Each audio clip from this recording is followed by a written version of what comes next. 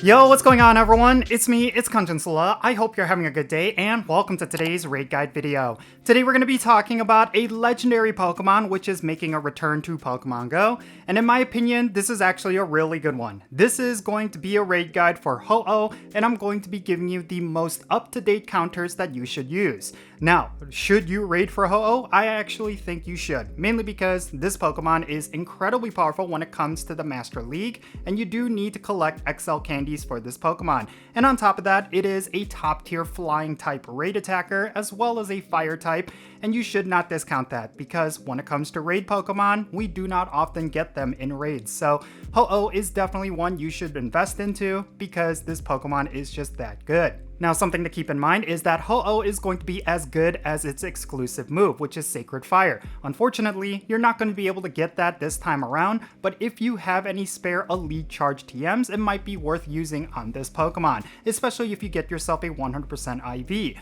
But with all that said, now let's talk about what those counters are and how you can defeat Ho-Oh with the least number of trainers as possible. As its appearance may suggest, Ho-Oh is going to be a fire and flying type legendary Pokemon. It has a double weakness to rock types, as well as a regular weakness to electric and water type attacks. It's also going to be double resistant to bug and grass type attacks, and regular resistances to fairy, fighting, fire, ground, and steel.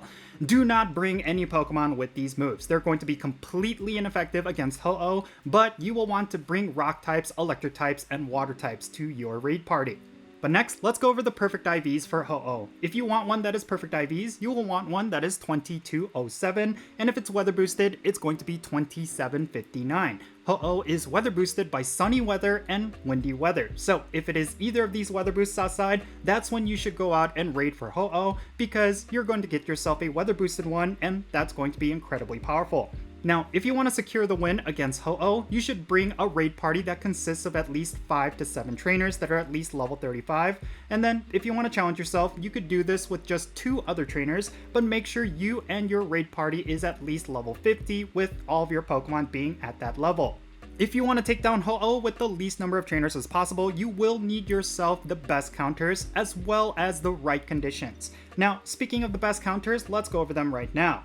It's basically going to be your best rock types. That's what you should bring against this raid boss. Considering that it has a double weakness to rock, that means Pokemon like Mega Diancie and Mega Tyranitar should be the Mega evolutions that you bring. Now, the best DPS Pokemon is going to include Shadow Rhyperior, Shadow Rampardos, and Shadow Tyranitar, all with rock type attacks. If you have a full team of Shadow Rhyperior with Rock Wrecker, that's basically going to be the best team you could bring up against Ho-Oh. Now, let's say you do not have any of these Shadow Pokemon. Well, you can go with the following budget counters. Non-Shadow Rampardos, Tyrantrum, non-Shadow Tyranitar, and non-Shadow Rhyperior are all going to be really good. Just make sure you're bringing rock type attacks and you're going to be good to go. Now, something you need to watch out for is, of course, a Ho-Oh with Solar Beam. I don't necessarily think that move is going to be a part of its move pool this time around, but if it does happen to have Solar Beam, you will want to go with alternative Pokemon. I would suggest at that point going with a full team of electric type Pokemon because all of your rock types as well as your Rhyperiors are going to get one shot by that attack. So there you have it, very straightforward. You just need to bring your best rock types and you're going to be able to take down Ho-Oh without issue. Now, this Pokemon is on the tankier side, so that means you will need to have yourself a pretty decently sized raid group, and if you do happen to have yourself a good number of trainers in the raid, you're going to take it down no problem.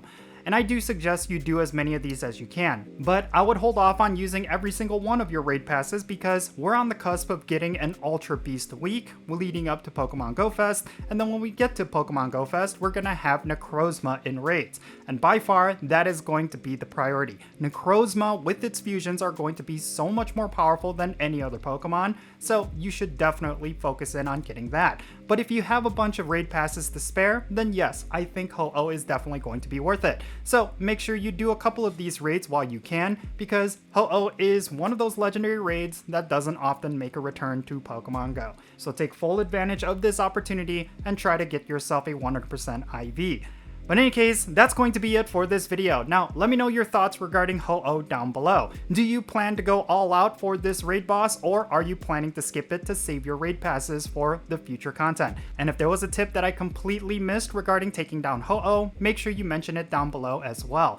And thank you so much for making it all the way to the end of this video. If you ended up enjoying it and found it to be insightful and helpful, make sure you hit that like button and subscribe if it's your first time here, and don't forget that little bell so you can stay up to date on whenever I upload videos. And real quick, let me give a shout out to all of my patrons on Patreon. You all make this channel content possible. If you want to support the Jinsula channel, the absolute best way to do so is by joining my Patreon. If you become a paid Patreon member, you get a permanent spot on my in-game Pokemon Go friends list. So when it comes to remote raids or the friendship system, if you want to play Pokemon Go with me, make sure you go and check out my Patreon. And if you want to support my channel in a different way, you could do so by following me on social media. My handle is @Jinsula. I'm on the platforms that you see on screen. Make sure you go over there and give me a follow. And with all that said, that's going to be it for this video. I'm Jinsula. Be safe, have fun, love yourself, and I'll catch you all later.